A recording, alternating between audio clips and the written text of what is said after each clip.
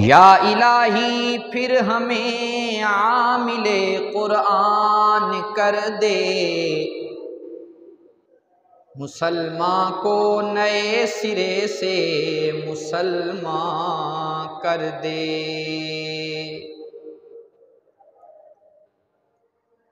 वो पैगंबर जिसे सरताज रुसुल कहते हैं, वो पैगंबर जिसे सरताज रुसुल कहते हैं, उसकी उम्मत को ज़रा ताबे कुरान कर दे।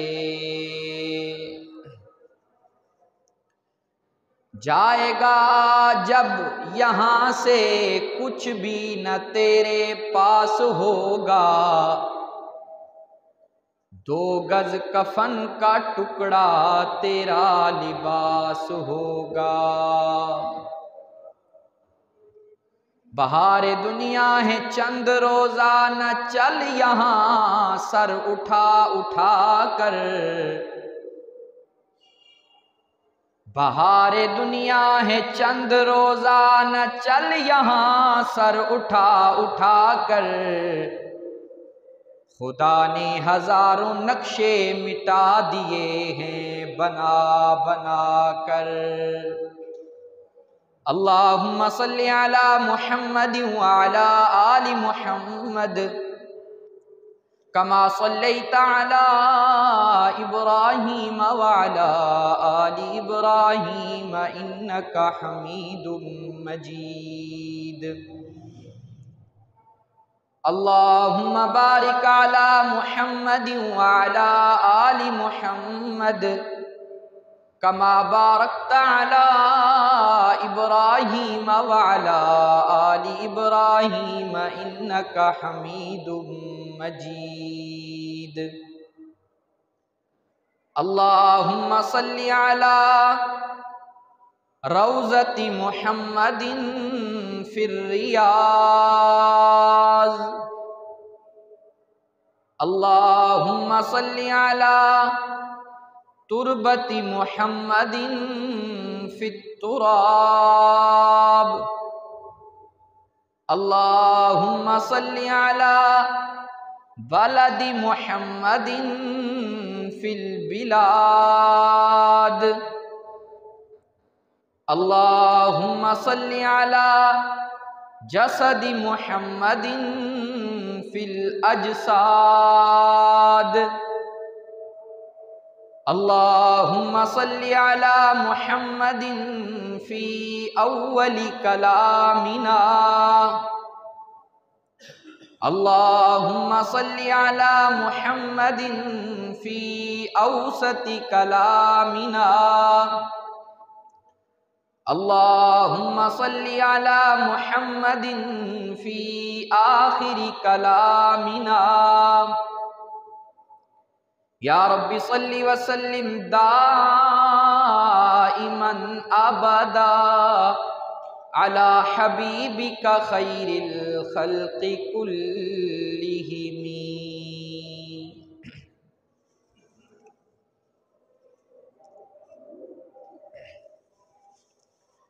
अल्लाह रब्बुल इज़्ज़त का बेहद्दो बेइंतहा शुक्र है कि उस ज़ाते बाबरकात ने, इधर दो मुझे,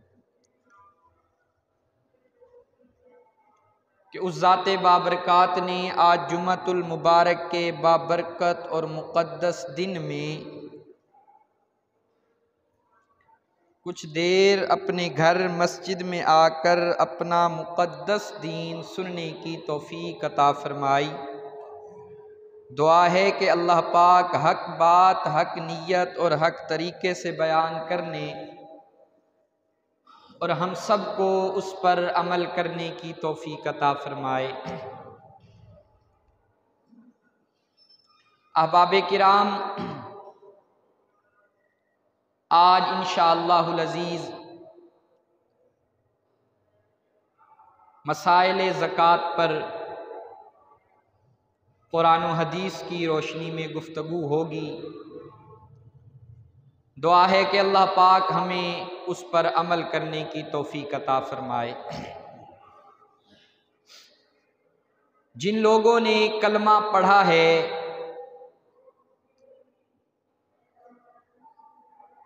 अल्लाह रब्बुल इज़्ज़त की वहदानियत पर उन्हें यकीन है और नबी आखिरुज़्ज़मां जनाब मोहम्मद अरबी सल्लल्लाहु अलैहि वसल्लम की ख़त्म नबूवत पर भी उनका यकीन है, आखिरत पर भी यकीन है, वो अल्लाह वाले, वो बंदे इस इंतज़ार में रहते हैं कि कब हमारे माल पर एक साल गुज़रे, एक साल मुकम्मल हो और हम अल्लाह ने जो हमारे ऊपर हमारे माल में से अपना हिस्सा फ़र्ज़ किया है वो हम अल्लाह के रास्ते में गरीबाओं को, यतीमों को, मस्कीनों को, उन तक अल्लाह का वो हिस्सा पहुँचाएं। कुछ लोग रजब और शाबान में इसका हिसाब लगाना शुरू कर देते हैं ताकि जैसे ही रमज़ानुल मुबारक का महीना आए और हम अपने माल में से अल्लाह का हिस्सा निकालें।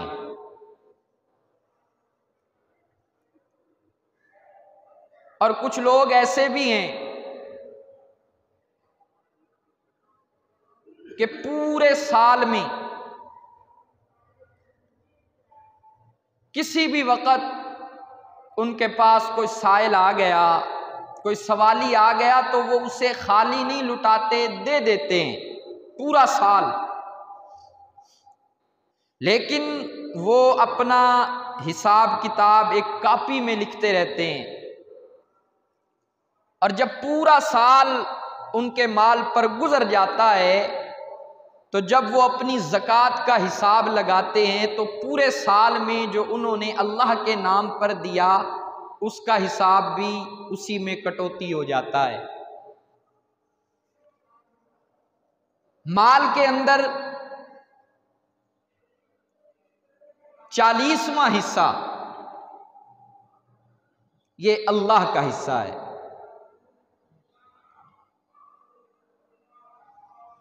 40वां हिस्सा अल्लाह ने फरमाया कि सारा माल तेरा लेकिन 40वां हिस्सा मेरा है और मेरा ये 40वां हिस्सा गुरबा में, मसाकीन में, यतीमों में, मदारिस में पढ़ने वाले तुलबा में, ए बंदे मेरी तरफ से तू तकसीम कर दे। तूने अपने माल से 40वां हिस्सा निकाल दिया तो तूने जो तेरे जिम्मे अल्लाह का हक था वो अदा कर दिया। अब आप तवज्जो रहेगी, इंशाअल्लाह आपको मसला समझ आएगा। किसी के पास 7.5 तोले सोना है, उसके ऊपर ज़कात फर्ज है। किसी बंदे के पास 52 तोले चांदी, 52 तोले उसके पास है, मौजूद है और वो उस 52 तोले चांदी का मालिक है तो उसके ऊपर ज़कात फर्ज है। किसी बंदे के पास सिर्फ 2 तोले सोना है, चांदी नहीं है, वो उसका हिसाब लगाएगा और आजकल तो वैसे भी 2 तोले सोने की कीमत 52 तोले चांदी से बढ़ जाती है। अगर किसी के पास 2 तोले सोना है तो उस पर भी ज़कात होगी। आजकल हमने घरों में बैठकर अजीब मफरूजे घड़ लिए हैं जी। मेरे पास जो ज़कात का निसाब बयान फरमाया गया है वो तो है 7.5 तोले सोना और अपना 52 तोले चांदी। तो मेरे पास सिर्फ 2 तोले सोना है और 20 तोले चांदी है, लिहाजा मेरे ऊपर ज़कात। ये आमतौर पर सुनने में बात मिलती है। तो मेरे भाइयों, जिसके पास 2 तोले सोना और 20 तोले चांदी मौजूद है तो उस पर भी ज़कात होगी। अगर सोना नहीं सिर्फ चांदी है, अगर वो उस चांदी की मालियत 52 तोला चांदी को पहुंच रही है तो उस पर भी अल्लाह की तरफ से बंदे पर ज़कात वाजिब है। एक और बात आमतौर पर जो सुनने में मिलती है, हमारी घर में ख़वातीन हैं, 15 तोले सोना 20 तोले सोना उनके पास है, लेकिन वो ये कहते हैं कि मैं इस सोने की मालिक नहीं बल्कि इसका मालिक मेरा खामिद है, लिहाजा ज़कात भी मेरा खामिद अदा करेगा।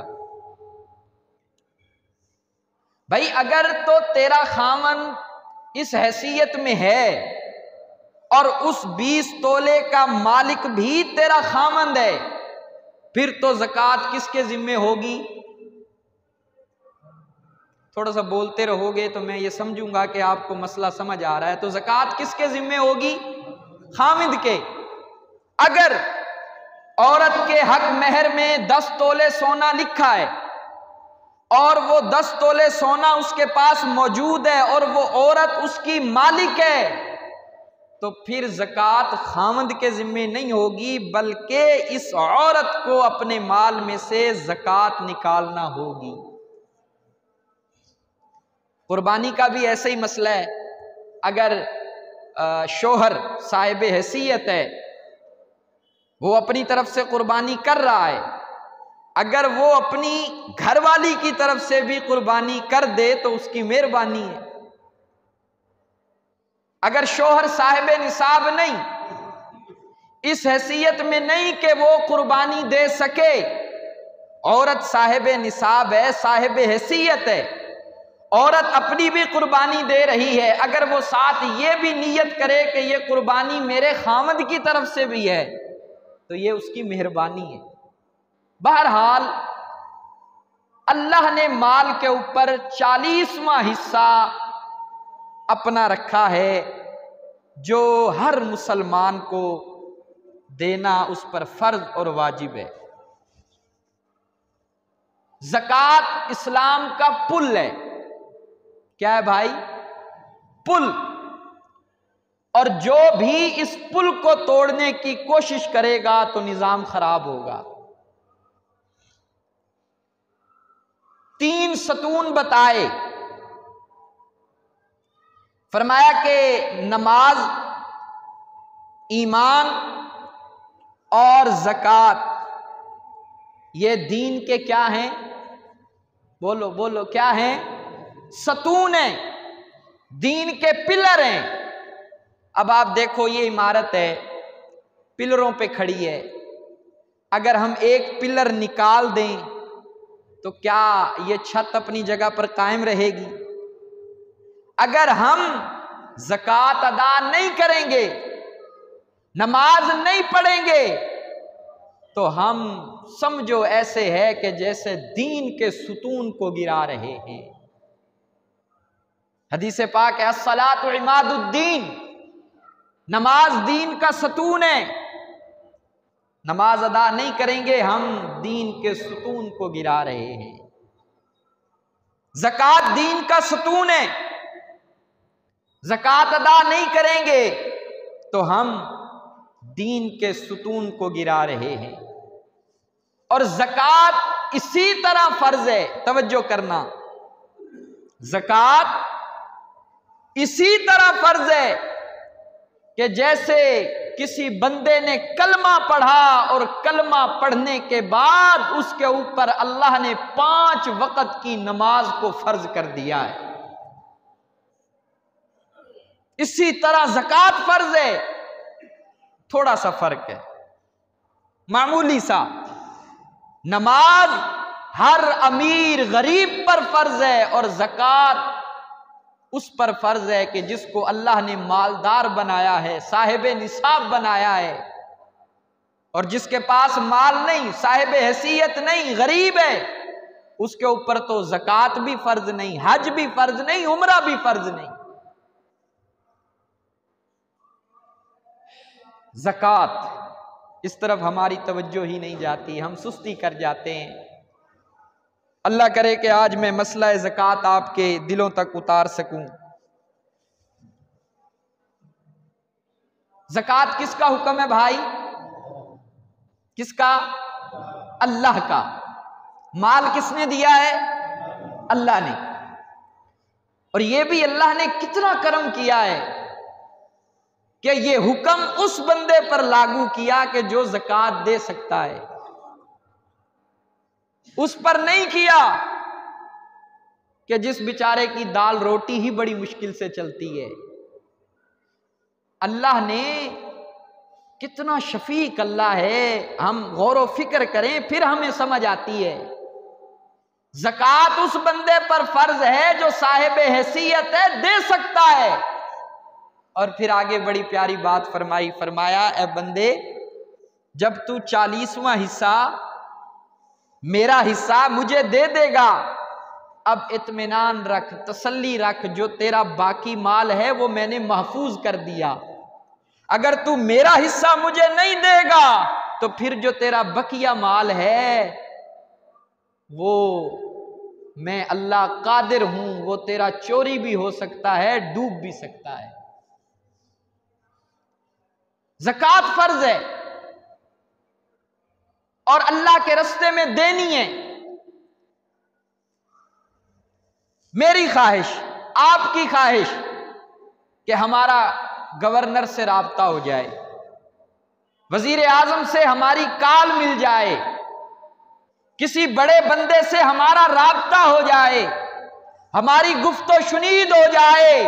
अल्लाह फरमाते हैं कि ए मेरे बंदे, अगर तू मेरे साथ राब्ता रखना चाहता है, वस्जुद वक्तरिब, सजदा कर, मुझसे राब्ता हो जाएगा, और ज़कात दे, मेरी मखलूक से तेरा राब्ता हो जाएगा। एक होता है खल्क, एक होता है मखलूक। एक होता है खल्क, एक होता है मखलूक। फरमाया कि जब तू सजदा करेगा, नमाज पढ़ेगा, खल्क, जब तू सजदा करेगा, नमाज पढ़ेगा, तो तेरा राब्ता अल्लाह से हो जाएगा। और जब तू अल्लाह के रास्ते में ज़कात देगा तो तेरा राब्ता अल्लाह के बंदों से हो जाएगा। कुरान करीम फुरकान हमीद की एक आयत करीमा आप अहबाब के सामने पढ़ी। अल्लाह पाक क्या फरमाते हैं, तवज्जो कीजिएगा। व अक़ीमुस्सलात व आतुज़्ज़कात, व अक़ीमुस्सलात व आतुज़्ज़कात। कामरान भाई, अल्लाह ने 70 मकामात पर, कितने मकामात पर? 70 मकामात पर नमाज को और ज़कात को साथ साथ बयान किया है। इसके अहम होने का, ज़कात के फरीज़े के अहम होने का यहां से ही अंदाजा लगा लें कि कुरान करीम में 70 मकामात पर अल्लाह पाक ने नमाज और ज़कात को यूं रखा, व अक़ीमुस्सलात व आतुज़्ज़कात व अक़रिज़ुल्लाह क़र्ज़न हसना। रब्बुल आलमीन ने फरमाया कि ए मेरे बंदो, नमाज कायम करो, ज़कात अदा करो, व अक़रिज़ुल्लाह क़र्ज़न हसना, और मुझे कर्ज़ हसना दो। इलाहुल आलमीन, समझ में नहीं आता, तू जमीन और आसमान का मालिक है, सूरज का मालिक भी तू है, सितारों का मालिक भी तू है, सोने और चांदी का मालिक भी तू है, सारे खजानों का मालिक तू है, फिर तू हमसे कर्ज मांग रहा है। इलाहुल आलमीन ने फरमाया ये बंदे भी तो कर्ज मांगते हैं ना दूसरे बंदे से। क्यों भाई, तवज्जो रहे, तवज्जो रहे। बंदे भी तो कर्ज मांगते हैं ना बंदों से। आज वर्ल्ड बैंक से कर्ज मांगा जा रहा है। एक और इदारा है, क्या नाम है उसका, IMF, उससे कर्ज मांगा जा रहा है। फिर कर्ज लेने वाला और कर्ज देने वाला दोनों परेशान हैं कि यार कहीं मैं इसको कर्ज दूं, मेरा कर्ज डूब ना जाए, मैं इसको कर्ज दूं ये दिवालिया न हो जाए, ये कहीं पर भाग ना जाए। इलाहुल आलमीन ने फरमाया कि ओ मेरे बंदे, मैं तुझसे कर्ज मांगता हूं, मैं वो जात हूं जब तू मुझे कर्ज देगा ना तेरा कर्ज डूबेगा, ना मेरा खजाना दिवालिया होगा, ना मैं कहीं दूर तेरा माल लेकर के भाग जाऊंगा। आज तू बंदों पर यकीन करके उन्हें कर्ज दे देता है। वडाला वालों, आज अल्लाह कह रहा है कि मुझ पर तो यकीन करके मुझे कर्ज दीजिए ना। व अक़रिज़ुल्लाह कर्ज़न हसना, ओ बंदे अल्लाह तुझसे कर्ज मांग रहा है, अल्लाह तुझसे अपना हिस्सा मांग रहा है। अल्लाह फरमाता है मुझे ना दे, मुझे ना दे, मेरा हिस्सा मेरे बंदों को दे दे, यतीमों को दे दे, मस्कीनों को दे दे, बीवाओं को दे दे, मदरसे में पढ़ने वाले मुसाफिर तुलबा को दे दे, इनको मेरा हिस्सा दे दे। तजिदूहु इंदल्लाह, ए बंदे मैं तेरे कर्जे में देर भी नहीं लगाऊंगा, तुझे फौरन डबल करके मैं अल्लाह लुटा दूंगा। व अक़रिज़ुल्लाह कर्ज़न हसना व अक़ीमुस्सलाह व आतुज़्ज़काह व अक़रिज़ुल्लाह कर्ज़न हसना। तवज्जो, तवज्जो मेरी तरफ रहे यार, इधर उधर ना देखो, मेरी तरफ देखो। फरमाया कि मुझे कर्ज दो। कौन मांग रहा है, कौन मांग रहा है, अल्लाह मांग रहा है। वडाला वालों, आज अल्लाह ने हमें जिंदगी अता की है, हमारे पास मौका है, हम नेक अमाल कर लें, अल्लाह के हुकूक भी अदा करें और बंदों के हुकूक भी अदा करें। अल्लाह का जो हिस्सा हम पर फर्ज है ज़कात भी हम अदा करें। जरा जाकर के कब्रिस्तान में देखिए, वो लोग तमन्नाएं और आरज़ुएं कर रहे हैं कि इलाहुल आलमीन हमें दोबारा मौका दे, हम दुनिया में जाकर तेरा हिस्सा भी तुझे देंगे, तेरे बंदों का हिस्सा भी तुझे देंगे, जो नमाजें हमसे रह गई हम वो भी अदा करेंगे, हमें एक मौका दे। इलाहुल आलमीन कितना मौका मांग रहे, फरमाया कि अस्साफ, कितना, कोई घंटा नहीं, आधा घंटा नहीं, अस्साफ। अस्सा की तफसीर लिखी कि अस्सा कहते हैं 20 मिनट को। वो लोग कब्रों में तड़प रहे हैं, इलाहुल आलमीन एक मौका दे दे अस्सा, हम दुनिया में जाकर तुझे राजी करेंगे। व अनफिकू मिम्मा रज़क़नाकुम मिन क़ब्लि अन यअतिया अहदकुमुल मौत। अल्लाह का कुरान कह रहा है, अल्लाह का कुरान, तवज्जो करना। फ़यक़ूल रब्बी लौला अख़्ख़रतनी इला अजलिन क़रीब फ़अस्सद्दक़ फ़अस्सद्दक़ व अकुम मिनस्सालिहीन।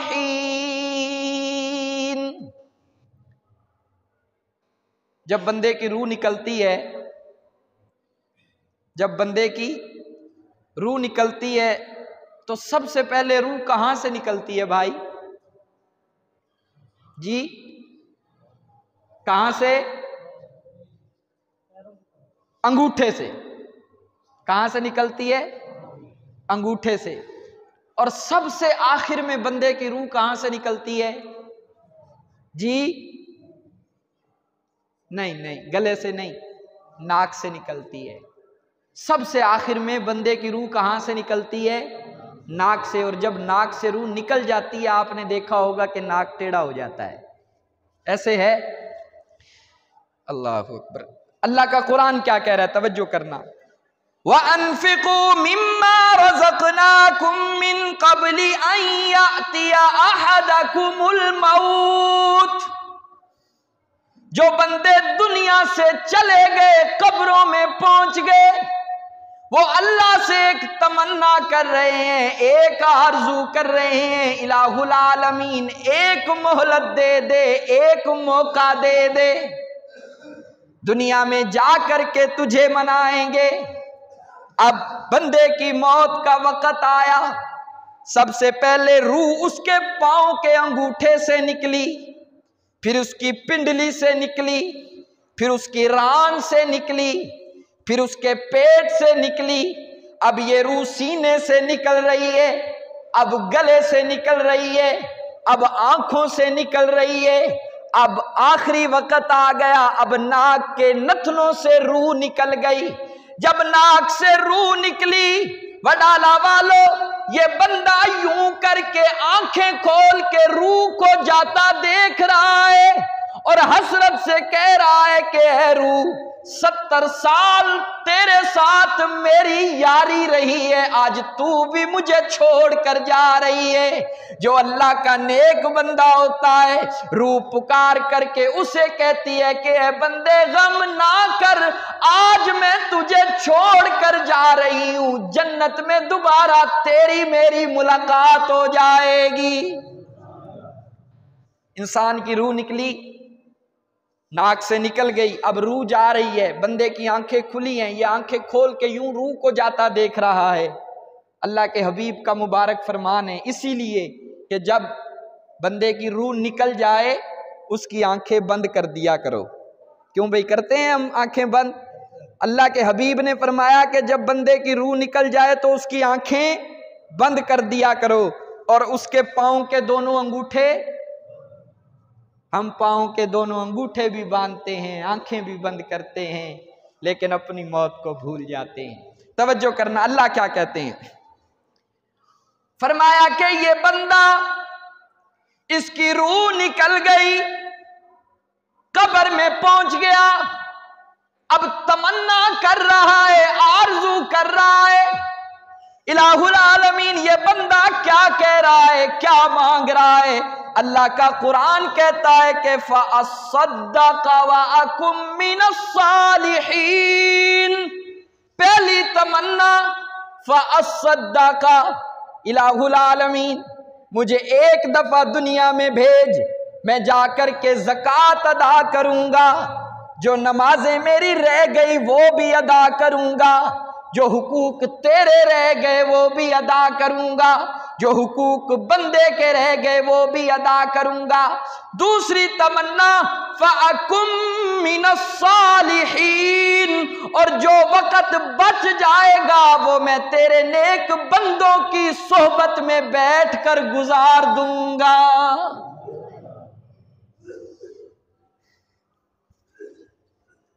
वडाला वालों, असल मालिक कौन है? अल्लाह के नाम की गूंज पड़ जाए। असल मालिक कौन है? बारिश अता करने वाला कौन? गंदुम अता करने वाला कौन? बोरियों की बोरियां गंदुम की भर भर के तेरे घर में भेजने वाला कौन? असल मालिक कौन है? जायदाद तो तेरी है लेकिन असल मालिक अल्लाह है, प्लाट तेरा है, असल मालिक अल्लाह है, प्लाजे तेरे, असल मालिक अल्लाह है, हर चीज तेरी है, असल मालिक अल्लाह है। अल्लाह पाक फरमाते हैं कि ओ मेरे बंदे, 40वां हिस्सा मेरे बंदों पर खर्च कर दे, मैं तेरे बाकी माल पर अपने फरिश्ते का पहरा लगा दूंगा। फरमाया कि ओ बंदे, जब तू ज़कात अदा करेगा, वडाला वालो, अल्लाह फरमा रहा है, बड़े प्यार से अपने बंदे को मुखातिब कर रहा है। फरमाया कि जब तू ज़कात अदा करेगा, मैं अल्लाह तेरे माल की हिफाजत करूंगा, और जब तू सदका देगा, मैं तुझे मुसीबतों से, परेशानियों से, आफात व बलियात से बचा लूंगा। मौलाना ज़करिया रहमतुल्लाह अलैह, जिनकी फ़ज़ाइल अमाल हम रोज़ाना पढ़ते हैं, तवज्जो करना, उनकी आप बीती उन्होंने लिखी है। आज मैं बड़ा प्यारा वाक़या पढ़ रहा था उनकी आप बीती में, आपका ईमान ताज़ा करने के लिए सुनाने लगा हूँ। मौलाना ज़करिया रहमतुल्लाह अलैह लिखते हैं कि हमारी बस्ती के करीब कहीं आकर के अंग्रेज़ों ने डेरा डाला। अंग्रेज़ थे, उनकी बड़ी बड़ी कोठियाँ थी, कई कोठियाँ थी, और वो जो खुद मालिक थे वो उन घरों में नहीं रहते थे, उनकी कहीं दूर फैक्ट्रियाँ हुआ करती थी, वो वहाँ चले जाते थे, और उनके घरों और कोठियों में उनके मुलाजिम रहते थे। लिखते हैं कि हम अभी छोटे बच्चे थे, हमने देखा कि अचानक उन सारी कोठियों में आग भड़क उठी। जब आग लगी तो उस कोठी का एक मुलाजिम दौड़ा वहां से और सीधा कहीं दूर जहां उसका मालिक अपनी फैक्ट्री में बैठा था उसके पास चला गया और जाकर के ऊंची ऊंची आवाज से चिल्लाया कि वो घरों को आग लग गई, कोठियों को आग लग गई।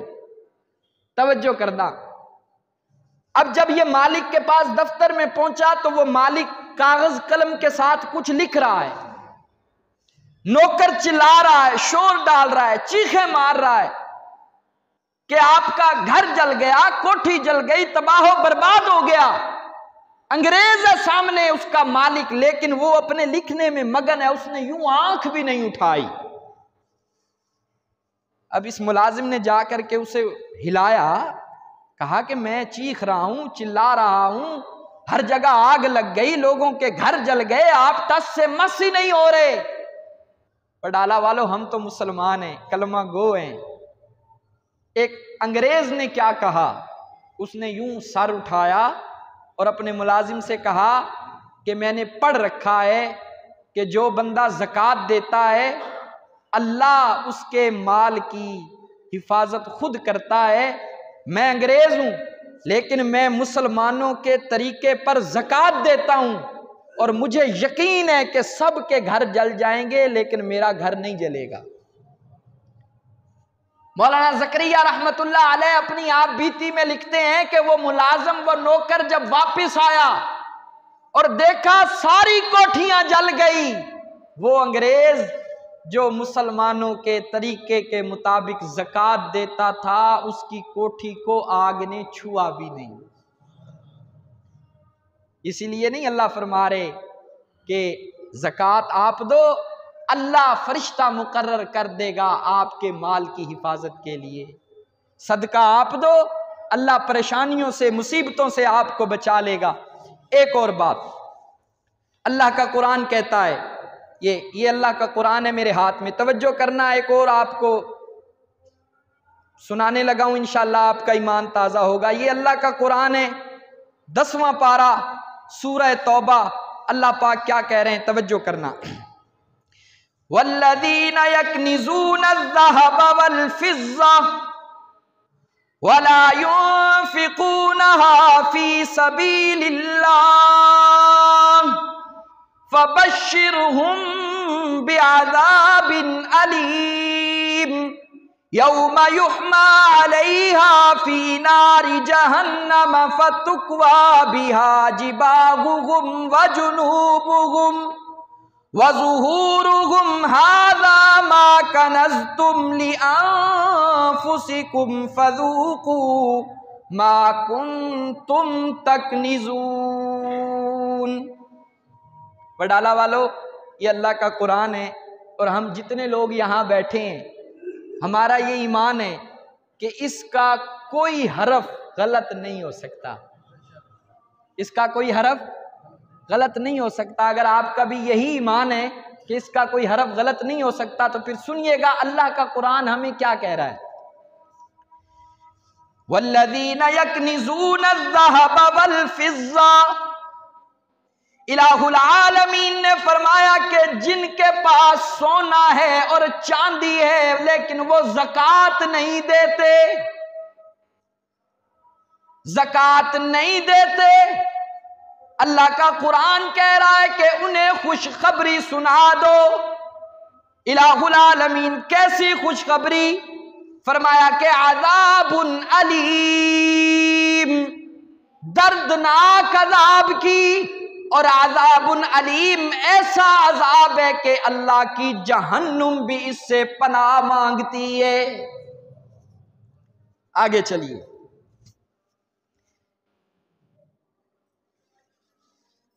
क़यामत वाले दिन जिस बंदे के पास सोना चांदी माल मौजूद है लेकिन अल्लाह का हक अदा नहीं किया, अल्लाह का हिस्सा अपने माल से नहीं निकाला, रब्बुल आलमीन ने फरमाया कि उस सोने को गर्म किया जाएगा, चांदी को गर्म किया जाएगा। इलाहुल आलमीन फिर क्या होगा? अल्लाह का कुरान फरमा रहा है कि यौमा युहमा अलैहा फी नारी जहन्नम फतुक्वा बिहा जिबाहुहुम, इधर देखना, जिबाहुहुम व जुनूबुहुम व ज़ुहूरुहुम। फरमाया कि उस सोने और चांदी को गर्म करके पिघला के उनके पिशानियों पर लगाया जाएगा, उनके पहलुओं में लगाया जाएगा और उनकी पुश्तों को दागा जाएगा। इलाहुल आलमीन, क्यों पुश्त पर लगाया जाएगा? क्यों वो गरम सोना और चांदी उनके पहलुओं में लगाया जाएगा और उनकी पुश्तों पर लगाया जाएगा? वडाला वालों, कुर्बान जाऊं अल्लाह के कुरान पर कि जिसने इतना आसान करके हमें समझा दिया, अगर हम फिर भी ना समझे तो हमारी कमबख्ती है। तवज्जो करना, इलाहुल आलमीन पिशानी पर क्यों लगाया जाएगा? रब्बुल आलमीन ने फरमाया कि जब कोई मेरा मांगने वाला बंदा इस मालदार के दरवाजे पर आता है, उसे देखकर इसकी पिशानी पर वट पड़ जाते हैं, इसके माथे पर सलवटें पड़ जाती हैं। ठीक है इलाहुल आलमीन, ये बात समझ आ गई। फरमाया कि पहलुओं में क्यों लगाया जाएगा? फरमाया कि जब कोई मेरा सवाली जरूरतमंद इसके दरवाजे पर आता है मांगने के लिए, तो यूं दाएं बाएं होता है, पहलू दिखाता है। फरमाया कि वडाला वालों, सोना और चांदी गर्म करके इनके पहलुओं में लगाया जाएगा। अब आगे सुनिए अल्लाह का कुरान क्या कहता है। फरमाया कि एक तो वो मुस्तहिक हैं जो आपके दरवाजे पर आकर के दस्तक देते हैं, फरमाया कि एक वो मुस्तहिक हैं जो दरवाजे पर नहीं आते, सफेद पोश हैं, मांगते हुए उन्हें शर्म आती है, लेकिन तुझे पता है कि मेरा फुला रिश्तेदार मुस्तहिक है, तू अपना हिस्सा उन तक भी नहीं पहुंचाता, अपना हिस्सा मदारिस के तुलबा तक भी नहीं पहुंचाता, और जब वो तुझसे मांगते हैं तो तू उन्हें पीठ दिखा के आगे चल पड़ता है। फरमाया कि सोना और चांदी गर्म करके तेरी पुश्त पर लगाया जाएगा। मैंने बड़ी कोशिश की कि ये आयत मैं आपके दिल में उतारूं, इसका तर्जुमा और इसकी तफसीर आपके दिल में बैठ जाए। अब मैंने तो अपनी तरफ से पूरी कोशिश की, अब पता नहीं आगे से क्या सूरत हाल है। कितने प्यार से अल्लाह समझा रहा है, कितनी मोहब्बत से अल्लाह समझा रहा है। फिर जब ज़कात ना देने वाला, अल्लाह का हक ना निकालने वाला कब्र में जाएगा, रब्बुल आलमीन ने फरमाया कि मैं एक बड़ा सांप इसके ऊपर कब्र में मुसल्लत कर दूंगा, इसके गले में डाल दूंगा, वो इसे दाएं भी काटेगा बाएं भी काटेगा। अल्लाह के हबीब ने फरमाया कि ये बंदा पूछेगा कि तू कौन है, वो सांप चिल्ला चिल्ला कर कहेगा कि अना कंजू का, अना मालू का, अना कंजू का, अना मालू का, कि मैं तेरा वो माल हूं कि दुनिया के अंदर जिसके ऊपर तू सांप बनकर बैठा था, आज अल्लाह ने तेरे माल को सांप बनाकर तेरे गले में डाल दिया है। वक्त हो गया, मैं इसके ऊपर कुछ और भी आपको सुनाता। मेरे भाइयों, ज़कात इसी तरह फर्ज है जिस तरह एक कलमा पढ़ने के ऊपर अल्लाह ने 5 वक्त नमाज को फर्ज किया है। और ज़कात इस्लाम का सतून है, दीन के 3 सतून, नमाज, ईमान और ज़कात। जो एक सतून को भी गिराएगा तो ये इमारत फिर कायम नहीं होगी, गिर जाएगी। मसला ज़कात बहुत अहम है, इस तरफ हमारी तवज्जो ही नहीं जाती। और आजकल हमारे मुल्क पाकिस्तान के जो हालात चल रहे हैं आप अहबाब के सामने हैं। अल्लाह ने जिसको माल दिया है, साहिब हैसियत बनाया है, एक तो ये कि हम रमज़ान के आखिर में लोगों को दे, इस चीज़ पर नज़र सानी करें कि जो लोग बेचारे गरीब हैं, जो लोग मुस्तहिक हैं, वो आपके इंतज़ार में बैठे हैं कि अल्लाह के नेक बंदे अल्लाह का हिस्सा हमें दें ताकि हमारा रमज़ान भी अच्छा गुजरे, हमारे बच्चों की ईद भी अच्छी गुजरे। तो तमाम भाई अभी से नियत करें कि इंशाअल्लाह हम अपने माल की पूरी ज़कात और बर वक्त अदा करेंगे। जो कुछ कहा सुना गया अल्लाह पाक इस पर अमल की तौफीक अता फरमाए। व आखिरु दावाना अनिल हम्दुलिल्लाहि रब्बिल आलमीन।